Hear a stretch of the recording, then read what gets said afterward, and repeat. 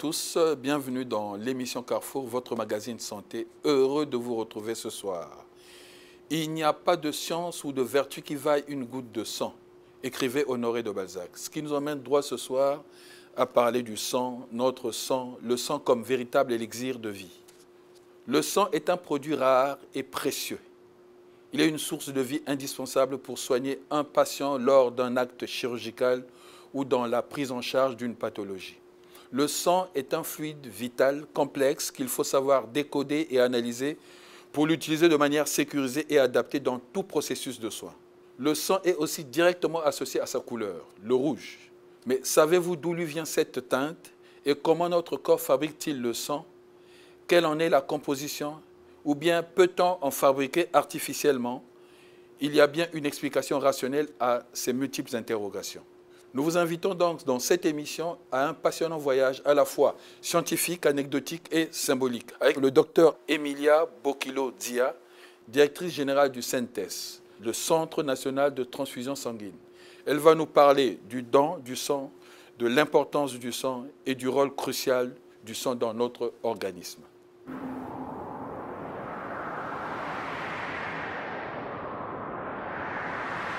Madame la directrice générale, bonjour. Bonjour, monsieur. Parlez-moi un peu du CNTS. Donnez-moi un peu le contenu du mot CNTS. Bien, le CNTS, donc, c'est le Centre national de transfusion sanguine. C'est donc un établissement public qui a été créé il y a 21 ans, en octobre 1994. C'est l'établissement public auquel l'État congolais a confié toute la problématique du sang au Congo. À cela, donc, nous joignons la mission fondamentale du centre de transfusion, qui est celle de mettre à la disposition de façon permanente, suffisante et sécurisante le sang pour soigner les malades. Donc, c'est la mission la première. Plus généralement, le centre de transfusion, c'est donc la référence nationale en matière de sang et de produits sanguins. Donc voilà. Donc, si je comprends bien votre activité, l'activité du centre gravite autour du sang, uniquement. Le sang étant un tissu tellement spécifique, il a des usages tellement multiples. Vous savez, le sang, c'est l'énergie de l'organisme. Donc, quand on a comme mission d'être la référence en matière de sang, la première mission fondamentale, c'est celle qui est connue de tous, c'est-à-dire mettre à la disposition un produit sanguin pour soigner les malades. Dans tous les cas qu'on connaît, d'accidents, d'hémorragie de la délivrance, d'anémie. Mais chaque fois que le sang est impliqué dans une problématique ou dans un contexte, le centre de transfusion sera sollicité. Des cas, par exemple, au niveau de la justice, quand il faut déterminer la paternité. Quand il faut, par exemple, mettre au point des médicaments et qu'on doit faire des essais, ça passe par l'organisme. Quand il y a des réactifs à tester, à valider, à contrôler, le centre de transfusion va être impliqué. Mais aussi, cela nous donne une expertise au niveau scientifique qui nous impose un rôle de recherche. Nous faisons de la recherche sur les groupes sanguins. Nous sommes impliqués dans la recherche sur les virus, hépatite B, hépatite C, VIH. Mais aussi, le sang étant un vecteur de plusieurs éléments, le sang de transfusion, par exemple, est impliqué dans la lutte contre les différentes maladies qu'on connaît, notamment le VIH. Nous sommes l'une des stratégies dans la prévention de la transmission du VIH, par exemple. Définissez-moi un peu en termes simples, c'est-à-dire qu'en français facile, ce que c'est qu'une transfusion sanguine. Bien. Une transfusion sanguine, nous prenons en termes d'acte. C'est un acte médical. C'est donc un geste thérapeutique qui est destiné à soigner une personne qui est malade, mais dont la maladie est un déficit en sang. La transfusion, c'est donc l'acte médical qui va venir faire cette supplémentation en sang et dérivés sanguins par l'injection de l'un des composés que nous, centres de transfusion, auront au préalable fabriqués, produits et sécurisés pour ce malade. Donc, en termes simples, la transfusion, c'est un acte médical, thérapeutique, qui vient pour soigner un malade qui a un déficit, qui a un manque en sang. Voilà. N'est pas donneur de sang qui veut. Il y a des, eh bien non, non, parce que... Et pourquoi ça? Mais tout le monde n'est pas sang, c'est un tissu. Oui. C'est une part de nous-mêmes, c'est un organe humain. Son don est un don d'organe. Donner son sang, c'est comme faire un don d'organe. Et cela obéit à des règles. Lesquelles? Des règles physiologiques. On ne donne pas son sang, on ne donne pas un organe quand on n'a pas atteint un niveau de croissance de l'organisme qui correspond à une maturité étatique, c'est-à-dire civile, 18 ans. Il faut poser cet acte en toute conscience, en toute responsabilité. Donc, il faut avoir au moins 18 ans pour donner son sang. Je l'ai dit, c'est un geste qui est également physiologique. On va le faire, mais on ne le fera jamais au détriment de la santé de la personne. Donc, on va limiter à 60 ans ici au Congo. Ailleurs, c'est limité à 65 ans. L'âge minimum, c'est 18 ans, maximum, c'est 65 ans. Mais là aussi, ce sont des règles établies au niveau international. C'est l'OMS, ça? C'est l'OMS. Et vous n'avez jamais dérogé à la règle? Non, pour l'instant, non, parce que nous attendons la disponibilité de nos textes pour que nous puissions adopter de façon précise ces normes. Mais il y a d'autres pays où le don de sang démarre à 17 ans. Il y a d'autres pays où on donne jusqu'à 65 ans. Mais pour que nous sortions des normes fixées par l'OMS, il faut un consensus national. Et c'est le travail qui va être fait à la suite des textes réglementaires qui doivent être pris. Et à quoi faut-il prêter attention avant le don du sang? Alors l'avantage du don de sang, c'est qu'il peut se faire à tout moment de la journée, mais... Il n'y a pas une heure préférentielle? Non, il n'y a pas d'heure, mais il y a juste des contre-indications. Mais ces contre-indications sont vérifiées et validées au cours de ce que nous appelons la sélection médicale du donneur. Donc, face à un médecin ou une personne habilitée, il y a un questionnaire qui nous permet d'écarter des personnes qui peuvent mettre en danger leur propre santé en voulant faire ce geste humanitaire.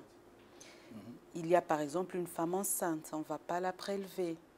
Vous avez une personne qui a une hypertension, on ne va pas la prélever. Il y a des personnes qui souffrent de certaines pathologies qu'on ne va pas prélever. Mais cette sélection, il vaut mieux que ce soit nous qui la faisions au cours d'un entretien pour ne pas qu'il y ait une auto-exclusion qui ne s'explique pas. Et l'exclusion est quelquefois juste temporaire. Une personne qui est sous traitement médical, on va lui interdire de faire son don de sang pendant la durée de son traitement. Mais à l'issue de son traitement, il pourra tout à fait faire un don de sang. Alors j'ai une question d'un internaute là. Pourquoi une femme enceinte n'a pas le droit de donner son sang? C'est très pertinent de vouloir le savoir parce que c'est une question qui interpelle plusieurs personnes qui ont, à un moment donné, envie de donner le sang et qui se mettent des barrières, des raisons. Et c'est dommage parce qu'après, on peut leur apporter l'explication. Une femme enceinte, déjà, c'est un état qui est différent d'un état normal de la femme. D'autre part, lorsque nous prélevons le sang, ce n'est ni plus ni moins qu'une hémorragie, mais elle est contrôlée. Provoquée.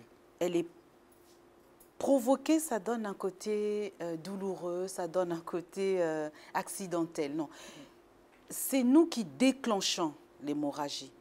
À partir du moment où nous piquons dans la veine, nous déclenchons cette hémorragie et ensuite nous la stoppons à un moment bien précis.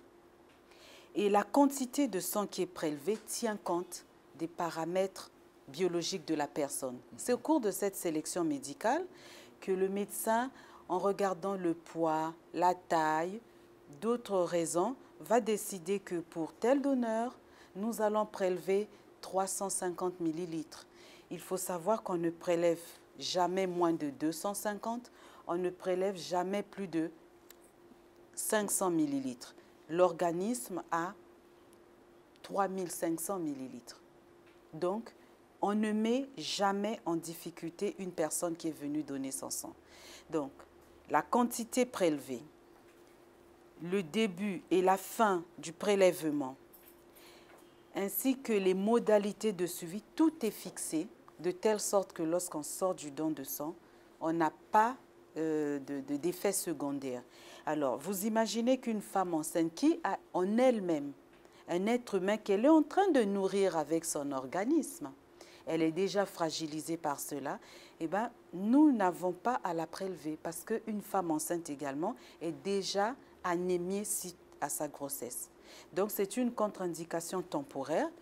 Une fois qu'elle a accouché, si elle n'allait pas, elle peut très bien revenir dans le circuit des donnants. Et combien de temps après l'accouchement? Il y a un délai aussi, je crois. Tout dépend de comment s'est passé l'accouchement. Oui. Pour un accouchement qui se passe normalement... Alors, il faut voir, est-ce qu'elle va allaiter, est-ce qu'elle ne va pas allaiter? Parce que tant qu'elle allaite, eh ben, son bébé est toujours assujetti à son état de santé. Donc, nous n'allons pas la prélever non plus. Donc, après, en général, c'est 6 mois après l'accouchement, une dame qui a accouché peut qui n'a pas allaité. Qui n'a pas allaité peut donner. Ou alors, dès qu'elle arrête d'allaiter, on a aussi un temps, il y a une consultation qui permet au médecin de lui donner le feu vert pour être prélevé. Et comment se déroule un don de sang? Bien. De façon pratique. Alors, il y a des précautions à prendre. Il y a l'accueil, bien sûr, il y a la consultation médicale, on vient d'en parler. Il y a l'acte, c'est-à-dire le geste. Nous devons d'abord nous assurer de la conformité entre la personne physique et l'identité de cette personne. Il ne faut pas qu'il y ait d'erreur.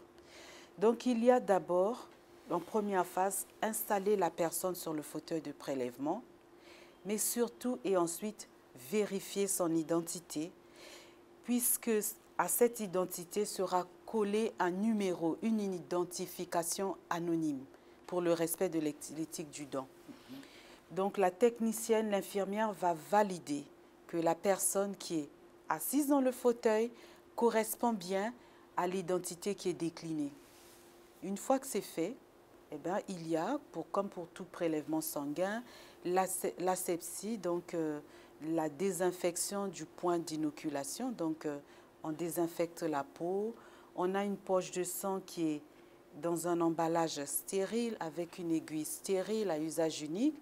Et tout est fait devant le donneur pour qu'il constate bien que c'est ouvert devant lui, que ça n'a pas été utilisé. C'est pour assurer le donneur.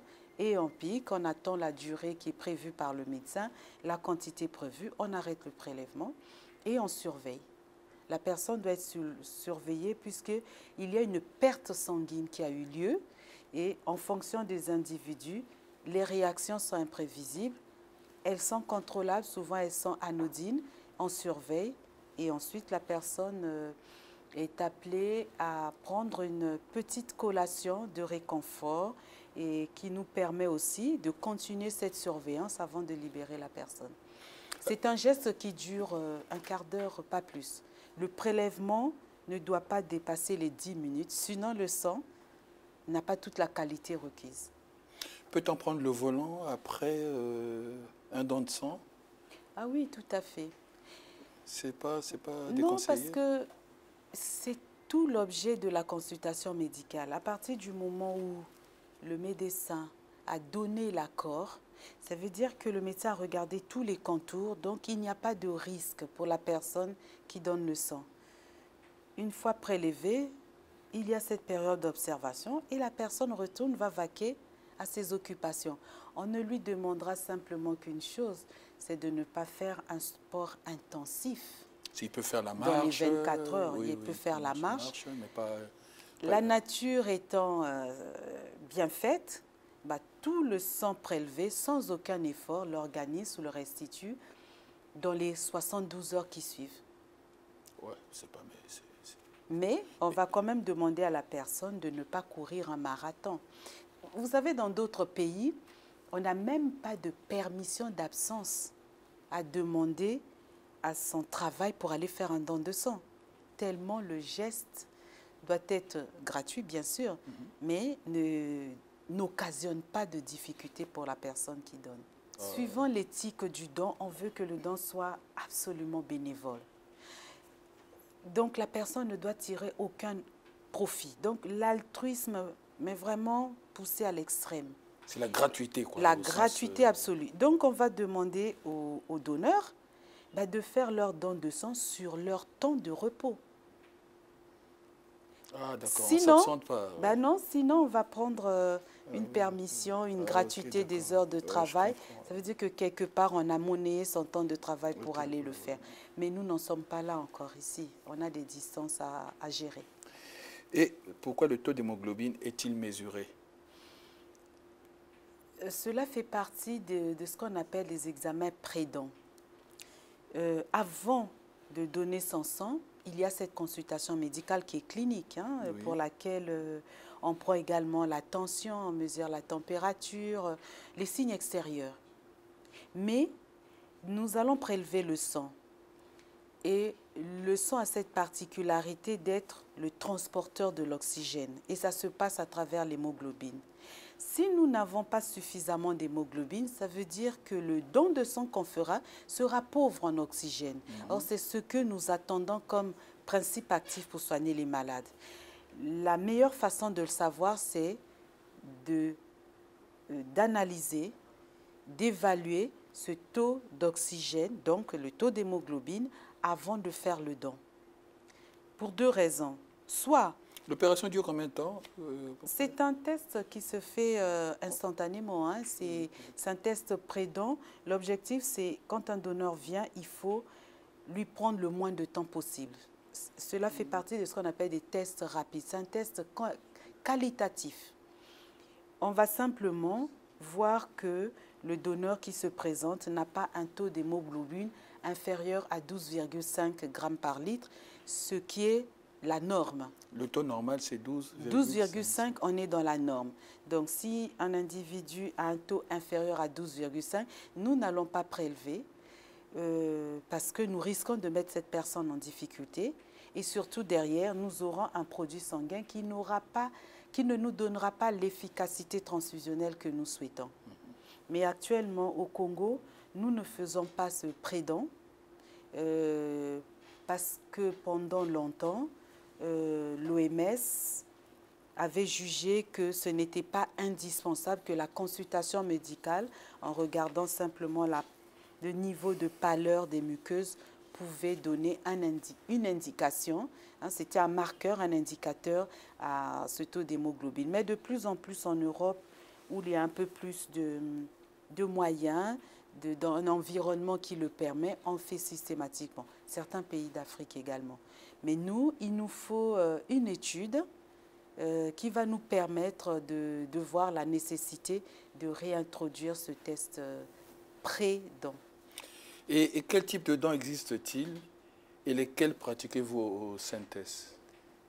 Au CNTS, au Congo et comme dans la plupart des pays d'Afrique, sauf les pays aux extrémités, c'est-à-dire l'Afrique du Sud, Tunisie, Algérie, Maroc, la plupart de nos pays, nous faisons ce qu'on appelle le don de sang total. Voilà. Et cela signifie que nous prélevons chez le donneur l'intégralité du sang.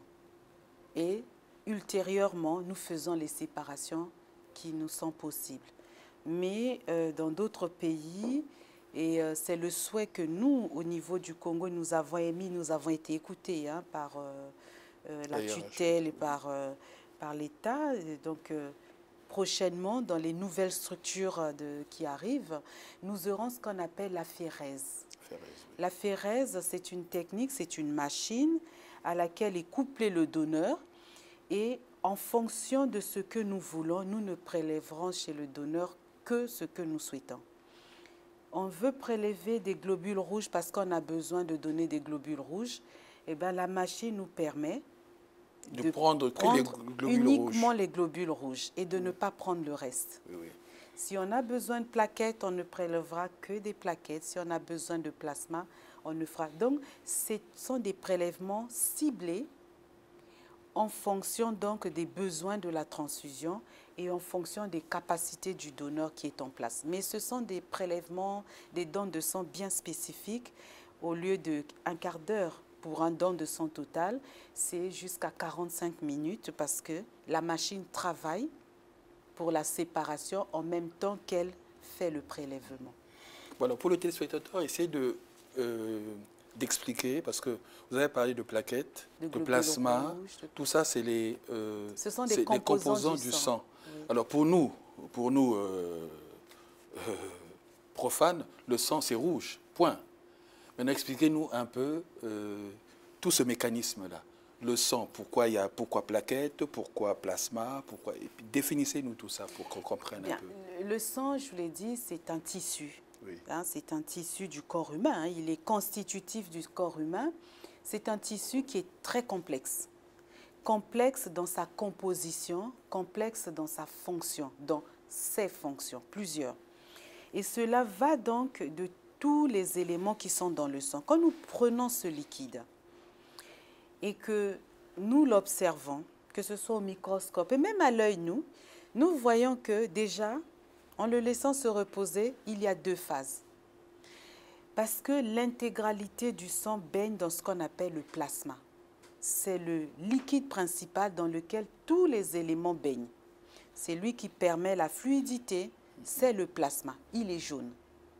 Grosso modo jaune, plus ou moins. Il peut être un peu plus blanc, il peut être un peu plus foncé, mais en gros, il est jaune. Donc, dans ce plasma, nous allons trouver plusieurs éléments. Il y a ce qu'on appelle les éléments cellulaires, c'est-à-dire des cellules. La cellule la plus connue, c'est le globule rouge. Le globule rouge, rouge comme on le dit, parce qu'il a un élément qu'on appelle l'hémoglobine. Dans l'hémoglobine, il y a du fer qui donne cette couleur rouge. Et sur cette hémoglobine, le sang va fixer l'oxygène et donc va transporter l'oxygène jusqu'à la dernière cellule de l'organisme. Jusqu'au bout des doigts, jusqu'au bout de l'orteil, vous avez du sang. Et ben, le sang que l'on va voir rouge, et ben, ce sont les globules rouges qu'on voit en premier lieu. Ce sont les globules rouges qui teintent le sang, qui vont teinter le sang au sang. Parce qu'à l'intérieur, on a l'hémoglobine. Voilà. Et l'hémoglobine apporte l'oxygène. Or, l'oxygène, c'est le carburant de l'organisme. Donc, à travers le sang, l'oxygène est transporté jusqu'à la moindre cellule qui a besoin de fonctionner. Dans le sang, nous avons également les globules blancs. Ce sont également des cellules de plus grosse taille. Les globules blancs, ce sont nos défenseurs. Nos militaires. Nos militaires, souvent c'est eux qu'on montre avec, dans les dessins, dans les schémas avec une arme. Oui, mais ils sont là chargés de nous défendre contre tout ce qui est invasion extérieure, les globules blancs. Et nous avons également comme cellules des plaquettes. Les plaquettes, ce sont les cellules qui vont permettre de limiter tout ce qui est hémorragie. Dès qu'il y a un vaisseau, une veine, une artère qui fait les percées, les plaquettes arrivent en force pour colmater le trou. C'est le pansement naturel. C'est le pansement. Voilà. Et après, nous avons également d'autres éléments dans le sang, comme les protéines, qui permettent de nourrir nos cellules. On a des vitamines, on a des minéraux. Nous avons par exemple de l'albumine, qui permet de retenir de l'eau. Parce que le plasma, ça va être essentiellement de l'eau. Donc, on a plusieurs éléments. Et le rôle de la transfusion, c'est justement de faire en sorte que chaque élément du sang soit utilisé à bon escient. Vous séparez tout ça, le plasma à part, voilà. les plaquettes à part, les globules rouges à part. Voilà. Expliquez-nous un peu, comment ça se passe dans le cadre de la transfusion? Notre rôle, centre de transfusion, nous sommes les techniciens. Nous sommes la technique. Nous disposons d'un plateau technique et des techniciens formidables qui savent décomposer le sang en globules rouges, en plaquettes, en plasma, en ce qu'on appelle en cryoprécipité, c'est-à-dire des éléments de facteurs de coagulation. Nous le faisons et nous mettons à la disposition des médecins. Il revient au médecin en fonction du malade, de la pathologie, de la maladie que présente son patient. Le médecin va demander soit des globules rouges, parce qu'il s'agit d'un enfant qui a le palu, qui a fait une anémie, qui a besoin de globules rouges. Et la poche est rouge. On va avoir rouge. Une poche essentiellement rouge. Oui. Vous avez une femme qui fait une hémorragie de la délivrance. Il y a les deux situations. Elle perd le sang, mais surtout, ça veut dire que quelque part, il y a des veines qui sont ouvertes. Donc, il faut colmater les veines et restituer le sang. Là, le médecin peut, dans un premier temps, demander les plaquettes ou demander le plasma, parce que nous avons des plaquettes dans le plasma, pour colmater les veines. Et dans un deuxième temps, demander la partie rouge pour justement venir remplacer l'hémoglobine qui est partie avec l'hémorragie. Et les plaquettes sont de quelle couleur? Parce qu'on sait que le plasma, tout à fait blanches. Le plasma, c'est plus ou moins beige. Plus ou moins jaune, jaunâtre. Et les plaquettes, c'est carrément blanc. Les plaquettes, c'est blanc, c'est crémeux, c'est comme si vous prenez du lait caillé, hein, vous voyez la couche de lait caillé, mais ça ressemble à cela, les plaquettes. Au-dessus, souvent, comme les globules blancs aussi, c'est tout blanc. Et donc, quand on dit à un parent que, bon, mais on va transfuser votre fils et qu'il voit arriver une poche, parce que, bon, le médecin, lui, il ne prend pas le temps d'expliquer. Il dit simplement qu'on va transfuser l'enfant et, bon, maintenant, le produit à transfuser, il n'a pas besoin de rentrer dans les détails. Mais le parent voit arriver une poche, une pochette avec un produit blanc à l'intérieur, il va se poser des questions.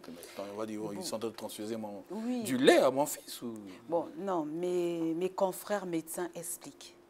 Même des fois, ils n'ont pas le temps. Si, ils prennent le temps. Ils prennent le temps parce que nous ne rencontrons que très rarement ce genre de situation. Hein, parce qu'on a compris qu'en amont, le travail a été fait. Mais il faut savoir que, en général, quand on a besoin de sang, c'est le sang rouge. C'est celui-là qu'on va demander essentiellement. Lorsque nous allons dans les préparations spécifiques comme les plaquettes, comme le plasma, là, nous sommes dans le cas des personnes malades avec des maladies pour lesquelles l'environnement familial est déjà confronté, sait de quoi il s'agit. C'est quel type de maladie? Vous prenez par exemple des malades drépanocytaires qui ont souvent des problèmes d'hémorragie. On va demander régulièrement des plaquettes. Donc les parents d'enfants drépanocytaires savent ce que c'est les plaquettes. Ils ont malheureusement l'habitude de voir arriver des demandes de plaquettes. Ce qui surprend souvent, c'est en gynécologie obstétrique, quand une femme fait une hémorragie de la délivrance, on sait que c'est du sang qui est perdu, on ne comprend pas toujours pourquoi le médecin va demander du plasma. Parce qu'on ne remplace pas du rouge, on donne un produit qui est jaune. Mais à force, c'est nous, quand les parents ont vu qu'on a demandé du sang, le médecin a mis plasma, nos techniciens donnent du plasma, et là, on a besoin d'expliquer aux parents un peu plus. Mais nous sommes tous du même côté. Hein. Si le travail fait par le médecin n'est pas bien compris par les parents du malade, les techniciens du centre de transfusion complètent toujours cette information pour bien expliquer aux parents, même si dans les moments, quand on demande le sang, c'est qu'il y a une détresse. Et que souvent, ce n'est pas à ce moment-là qu'on est ouvert à des explications qui sont un tant soit peu scientifiques. J'ai lu dernièrement dans un magazine santé qu'on aurait découvert des nouveaux groupes sanguins. Vous confirmez ou vous infirmez ça? Oui. La science évolue. Hein. Vous savez, l'homme est un mystère qui continue toujours à surprendre même le milieu scientifique. La science évolue. Tous les ans, on découvre des groupes sanguins. Hein. Le sang étant tellement complexe parce que les groupes sanguins, ce n'est pas que sur les globules rouges que nous connaissons.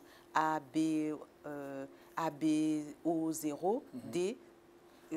Pour la transfusion, oui. Mais il faut savoir que sur les globules blancs, il y a des groupes sanguins. Sur les plaquettes, il y a des groupes sanguins. Même dans la salive, il y a des groupes sanguins. Sur des cellules de l'estomac, il y a des groupes sanguins.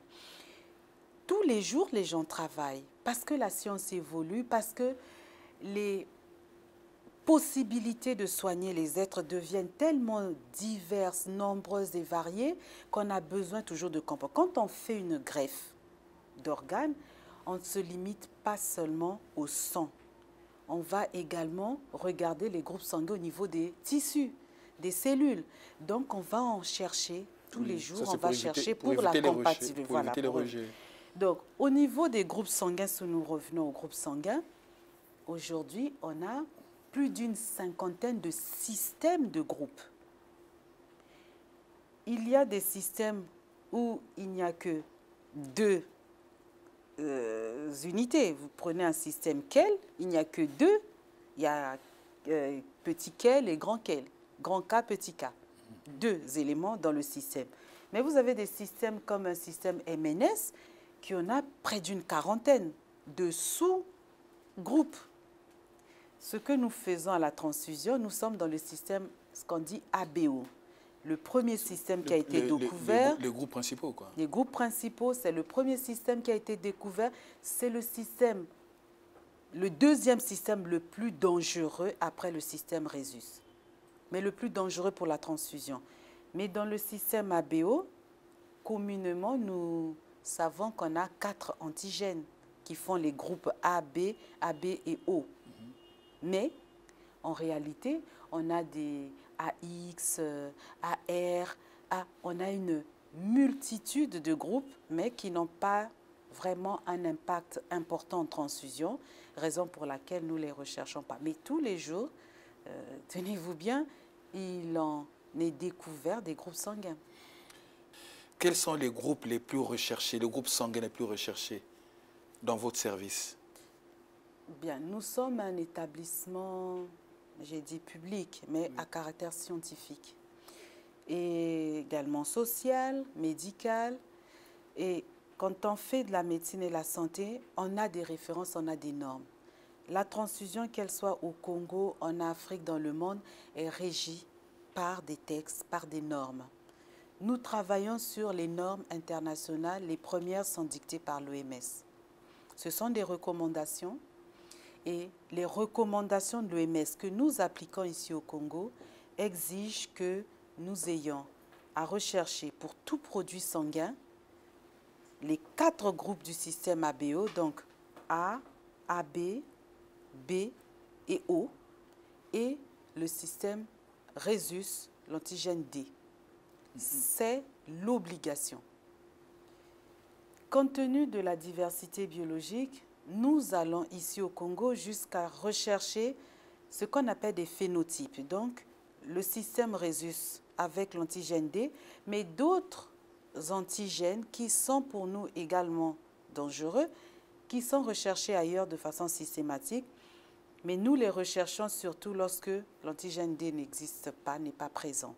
Donc, en résumé, au Congo, nous faisons systématiquement la recherche du groupe A, B, AB et O et le groupe RH, D. Et sur des cas particuliers, nous recherchons les phénotypes, notamment quand le sang doit aller chez des malades drépanocytaires, chez des personnes qui sont transfusées de façon itérative, c'est-à-dire sur des durées courtes avec plusieurs produits sanguins, sur des enfants en bas âge, sur des femmes en âge de procréer. Il s'agit pour nous de faire ce qu'on appelle la compatibilité immunohématologique. Lorsque l'on ne transfuse pas dans le respect de cette compatibilité, nous entraînons une immunisation, c'est-à-dire l'induction, la production d'anticorps par la personne qui reçoit le sang. Et cela peut avoir des conséquences graves. Ça peut être simplement les prochaines transfusions qui ne seront pas acceptées par l'organisme du malade, ou encore plus grave, pour des femmes, des jeunes dames, les anticorps produits peuvent être des anticorps anti-fœtus et nous pouvons enregistrer comme ça des fausses couches chez des femmes qui ont eu à vivre des incompatibilités au niveau de la transfusion. Si j'ai bien compris, ça veut dire que A+, ça existe, A+. Oui, 2 A+, ne sont pas forcément compatibles. Il faut alors chercher, là on va au-delà, tout à fait. Donc il faut expliquer-nous un peu comment ça se passe. Parce que moi Cela je croyais que de 2 A+, origines. ça se faisait naturellement. Il est A+, je suis A+, je peux recevoir son sang. La, mais ça se passe pas comme ça. La logique voudrait cela. Oui, mais la science a ses mystères. Hein. La science est compliquée, complexe. Nous sommes le produit génétique de nos parents. C'est-à-dire que tout ce qui est en nous est en double. Parce que nous recevons une moitié du père, une moitié de la mère. Pour les groupes sanguins, c'est pareil. C'est un héritage de nos parents. Nous recevons une partie du génome du père, une partie du génome de la mère, oui. Et cela crée l'individu que nous sommes. Ce n'est pas toujours le cas. Pour compliquer la chose, même lorsque nous recevons les deux volets, eh bien, il y a ce qu'on appelle des recombinaisons qui font que les deux morceaux que nous avons reçus vont se mélanger et produire un être qui n'est pas le simple assemblage de deux. Ouais. Donc, on va avoir un être propre. C'est un premier cas. Le deuxième cas, c'est que lorsque nous recevons la juxtaposition des deux génomes, vont faire que les réactions ne vont pas être les mêmes. Et c'est ce qui explique en partie le fait que chaque individu est unique. Sauf à être des machines, c'est-à-dire des clones, où on est reproduit à l'identique. Oui. Chacun de nous, même les jumeaux les plus identiques, sont différents. Génétiquement. Génétiquement, émotionnellement, ceci, voilà. Mais génétiquement, ils sont différents. Et ce sont ces différences qui nous obligent à faire ce qu'on appelle la compatibilité. Donc, lorsque nous avons un malade de groupe A et que nous disposons d'un sang de groupe A, nous sommes obligés, avant d'administrer ce sang au malade, de le faire de façon expérimentale au laboratoire. Prendre une goutte de sang du malade que l'on va mélanger avec la goutte de sang de la poche. Et regarder si les deux se comportent normalement en étant ensemble. Et il nous arrive souvent de voir que, à groupe identique, nous avons des réactions. Donc, dans le même groupe, on ne donnera pas systématiquement sans contrôle. Mais après, vous me demanderez le cas des donneurs universels. Oui, les donneurs universels. Je l'arrive à ça. Les donneurs universels, effectivement, on a tendance à croire, donc, à accepter, à admettre. Et on le fait. Le groupe universel, c'est le 0. C'est le groupe 0. Ouais. C'est le groupe O également. 0 parce que mais 0, c'est pas 0 antigène. Si, oui. On dit O, c'est la lettre oui, mais ça, O, oui. Mais on dit également 0 parce que c'est 0 antigène sur cette cellule. Ah oui, d'accord. Okay. Il n'y a pas d'antigène sur cette cellule, raison pour laquelle tout le monde peut l'accepter. Donc, le sang O, qui n'a pas d'antigène, peut être administré à tout le monde. C'est une règle. Pour qu'elle soit valable, nous avons des exceptions. Il n'y a pas de mais? Si. Ah. Le mais, c'est qu'il y a des O dangereux. Ah. Parmi le sang de groupe O, il y a ceux qui ont des anticorps qui devraient être des défendeurs, mais en fait, ces défendeurs, ces défenseurs en français, vont aller contre les antigènes naturellement présents chez le malade. Donc, pour compliquer la chose, on va les appeler des donneurs dangereux. O, donneur universel O, mais dangereux. Donc, leur sang leur est réservé. Il ne peut être donné qu'à un autre donneur O. Mais c'est ce que nous faisons. Statistiquement, ils sont... ils sont à peu près 2% des donneurs O. Les donneurs O dangereux. O dangereux sont à peu près 2 à 3%. Voilà, 2 à 3%. Mais c'est embêtant parce que dans les structures qui ne disposent pas des moyens techniques pour aller rechercher ces eaux dangereux, les techniciens auront tendance à transfuser avec ce sang eau puisqu'il est reconnu comme étant le sang de donneur universel. Voilà. Et un autre groupe rare, mais vraiment rare? Des groupes rares, nous en avons. Identifiés au Congo? Au Congo, nous avons comme groupe rare les groupes AB. Ils sont très peu nombreux, c'est 4%. Ce ne sont pas les plus rares. Les extrêmement rares, ce sont toutes les personnes qui appartiennent au groupe, non pas ABO, mais Rhésus négatif. dans la population générale. Donc, expliquez-moi un peu, c'est quoi le Rhésus? Parce que c'est un mot qui revient souvent. Bon, Rhésus, c'est le mot qui a été admis après, qui a été maintenu dans la littérature. En fait, le synonyme, c'est quoi? C'est le D, c'est l'antigène D. Ah, quand il est absent, on dit Rhésus négatif. Quand il est présent, on dit Rhésus positif. Mais Rhésus, ça vient de Rhésus macaquus. C'est l'espèce, le singe, sur lequel les expérimentations avaient été faites. Et lorsqu'on a su qu'il y avait un antigène qu'on avait détecté, on l'a dénommé Rhésus. Et le système a été appelé le système Rhésus. Donc, lorsqu'on a l'antigène D, on est Rhésus positif. Lorsqu'on ne l'a pas, on est Rhésus négatif. Les Rhésus négatifs au Congo, dans la population générale, il n'y en a que 3% lorsque nous sommes à une extrémité haute. C'est de 2 à 3%. Vous remettez ça à l'échelle du nombre de donneurs de sang. Vous comprenez que parmi nos donneurs, nous n'avons que 2 à 2,5% des donneurs qui sont de Rhésus négatifs. Et dans ces Rhésus négatifs, il faut les répartir suivant les groupes A, B, O, AB négatifs. Donc, ici au Congo, les groupes les plus rares vont être tous ceux qui sont de groupes, peu importe, A, B, O, mais tous ceux qui sont de Rhésus négatifs. Ils ne sont que 2 à 3%. Donc, vous imaginez, lorsque nous faisons une collecte mobile, par exemple à la paroisse Saint-Pierre-Claver, quand nous y allons, nous avons jusqu'à 300 donneurs qui donnent en une matinée, mais on peut sortir de là avec quelquefois 2 à 3 donneurs seulement qui sont Rhésus négatifs. Vous les identifiez? Ils sont répertoriés comme donneurs rares. Nous avons un fichier de donneurs rares. Chaque fois que nous détectons un donneur de sang de Rhésus rare, nous lui demandons de ne plus faire de don de sang, sauf sur demande et suivant un programme bien établi du centre de transfusion. Puisque derrière, lorsqu'il a donné, il faudra attendre 3 à 4 mois avant qu'il ne soit capable de redonner. Et c'est toute notre détresse. Ah oui, dans l'année, on peut donner jusqu'à combien de fois dans l'année? Pour une femme, c'est 3 fois. Pour un homme, c'est 4 fois. Ah, d'accord. Mais là aussi, et l'intervalle, c'est? Il faut respecter un intervalle minimum de 2 mois entre 2 dons. Oui, pour que mais 3 mois pour les hommes, 4 mois pour les femmes. Ce sont des normes internationales, recommandations de l'OMS.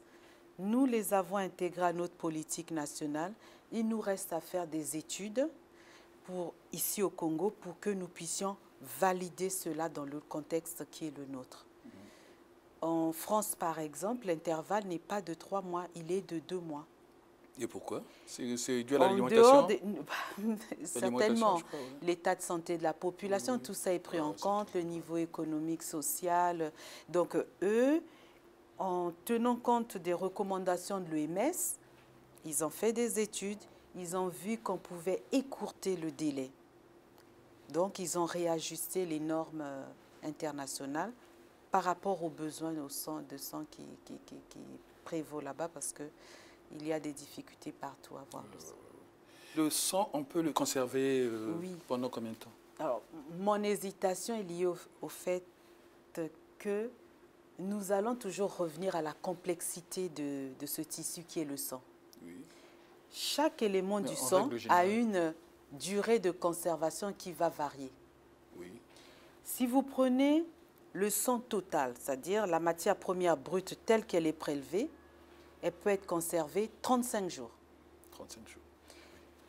Mais ce sang total, lorsqu'il est séparé, c'est-à-dire on prend les cellules, les globules rouges à part, que l'on les rebascule dans une solution de conservation, alors ces globules rouges, nous allons pouvoir les garder 42 jours. Vous prenez les plaquettes, on les garde 5 jours, à partir du moment où on a prélevé. Vous prenez ces globules rouges. Quelquefois, en fonction de la pathologie du malade, nous avons des fois besoin d'ouvrir, de faire d'autres préparations secondaires et là, le sang ne se garde plus que 6 heures. vous prenez un plasma, il est conservé au minimum à moins 20 degrés, il est conservé 6 mois. Le plasma. Le plasma, Et les plaquettes sont conservées à quel degré? À température ambiante, ce qui correspond en Europe entre 22 et 24 degrés. Oui, ici, dans une salle climatisée, quoi. Climatisé, tout dépend. Si vous avez réglé le climatiseur à 18 degrés, non. C'est pas bon. Donc, il faut que 22. Ce soit entre 22 et 24, 25 degrés. Et là, nous conservons pendant 5 jours. Les globules rouges se conservent à 4 degrés plus ou moins 2. Donc, entre 2 et 6 degrés, il faut que la température soit stable. Et là, pendant 35 jours. Bon, nous savons que le sang est diffusé dans l'organisme grâce au battement du cœur. C'est un peu le centre du système cardiovasculaire. Pour ne pas imiter le professeur Mbouramoué, c'est dans ces différents battements que le sang est propulsé dans tout l'organisme. Tunta, tunta, tunta. Et alors, on sait comment préserver le cœur, comment entretenir le cœur, comment ménager le cœur. C'est à travers le sport, la marche. Pour le sang, ça se passe comment? Vous abordez là la question de ce que nous appelons dans le jargon scientifique la sécurité transfusionnelle. La transfusion, comme acte, est une chaîne d'activité qui part du donneur, celui qui apporte la matière première, et qui prend fin chez le malade, celui qui reçoit le produit fini. L'objectif du centre de transfusion, c'est de faire en sorte que le malade reçoive justement un sang de qualité. Et la qualité est liée, donc, on a parlé longuement de la composition du sang, donc le sang qu'il lui faut, mais aussi dépourvu de tout ce qui peut entraver son état de santé actuel. Donc, nous avons ce qu'on appelle une qualité microbiologique. Donc, le sang ne doit pas avoir tous les vecteurs de maladie. Une qualité immunologique, c'est ce que nous venons d'aborder. Pas d'antigènes qui puissent créer une immunisation, c'est-à-dire entraver le mécanisme de défense du malade. Et aussi, le sang ne doit pas entraîner des effets cliniques. C'est-à-dire, on ne va pas donner au malade trop de fer, trop de volume. Donc, tout cela rentre dans ce qu'on appelle la sécurité transfusionnelle. Mais pour en arriver là, nous devons démarrer l'action chez le donneur, puisque c'est lui qui apporte la matière première. Alors, quelles recommandations pour le donneur? L'OMS nous dit, et c'est ce que nous avons admis, et tout le monde l'a admis, un donneur de sang, c'est quelqu'un pour qui doit s'appliquer l'éthique qui est fondée sur 3 éléments: anonyme, bénévole, volontaire. Et tout cela rentre dans le cadre d'une certaine responsabilité. Pour que quelqu'un donne son sang, il faut que la personne soit consciente que je suis en bonne santé, donc mon sang est du sang bon et mon sang peut servir à aider à soigner quelqu'un de malade. Donc, déjà, dans ce que vous dites, avant d'aller au sport, il faut déjà que la personne soit consciente que ce qu'elle va apporter, c'est un produit qui va devenir un médicament pour un certain malade. Donc, c'est d'abord cette hygiène mentale qu'il faut faire. Après, il y a l'hygiène corporelle. Oui. La prise en charge de soi.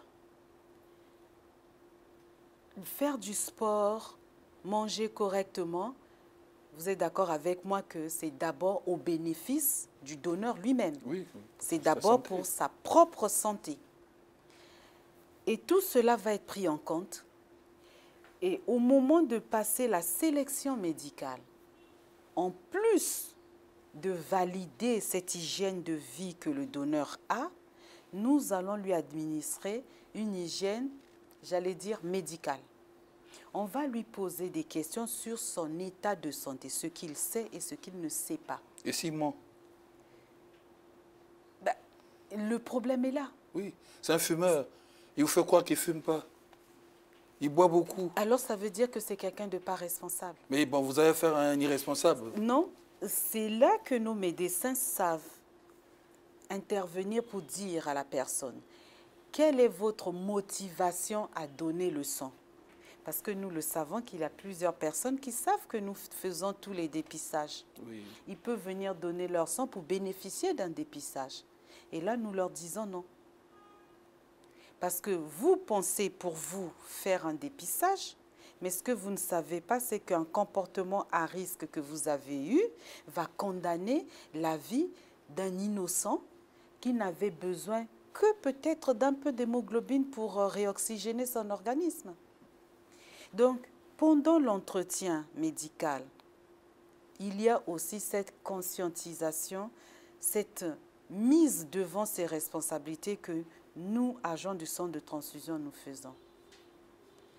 Donc, on va demander à la personne si elle a eu un comportement à risque, si elle est sous traitement, il faut cet aveu.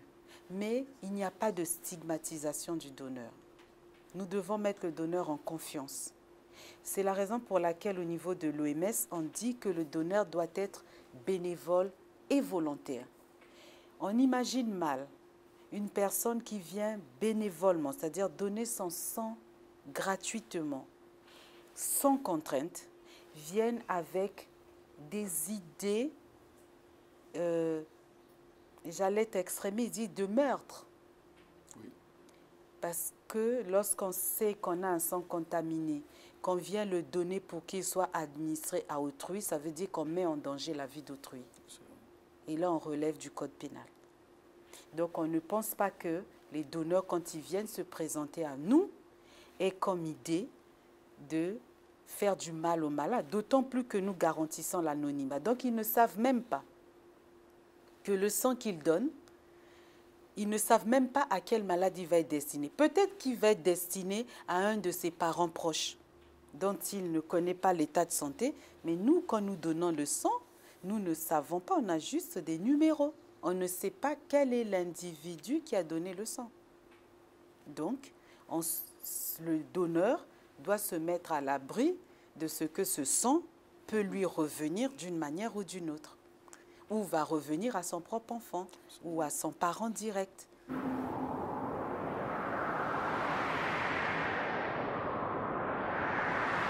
Mesdames, Messieurs, c'est la fin de la première partie de cette émission. Nous vous rappelons simplement que la transfusion sanguine sauve chaque jour des vies, et ce, depuis de nombreuses années. Sans elle, beaucoup de progrès médicaux, chirurgicaux n'auraient pas été possibles. Elle n'existe que parce qu'une partie de l'humanité accepte de donner son sang, c'est-à-dire un peu d'elle-même pour venir en aide à une autre. À samedi prochain pour la deuxième partie, si vous le voulez bien.